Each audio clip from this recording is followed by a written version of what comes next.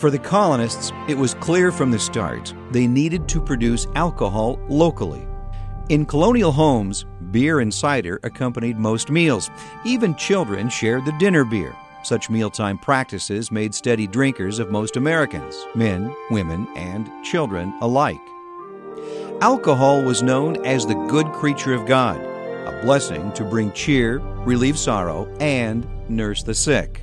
The multiple cultures that came together to form the early Euro-American communities brought very heavy drinking cultures with them.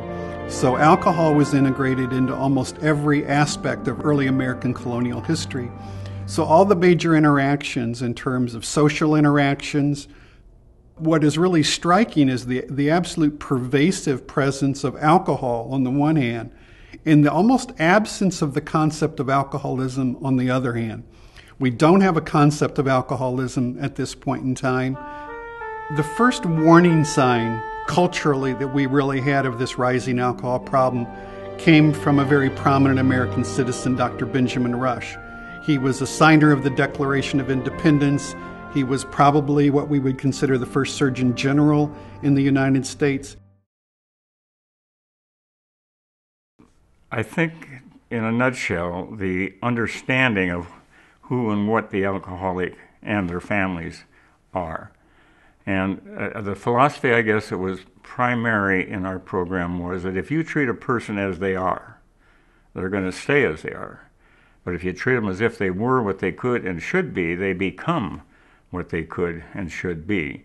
And in pursuit of that, we had the understanding that people didn't need to be put down more, they needed to be helped up. If the family or the individual could sit there and look at that show and hear Dick Van Dyke talk about his disease and what he did, he went and got help and he recovered, now life is good, and in fact we named the series It's Great to Be Alive because people are happier when they get through it. Then, through the help of frankly, growth organizations, primarily like Kello Television, who gave us the help in production and in giving us airtime, and KSY, KDLT, KXON, all of them, and then beyond, like I think it was 22 states, were happy to get these programs because they began to see that there was a need for it. So that was a big part of getting what we saw as a proven program of recovery known and motivating people to take advantage of it.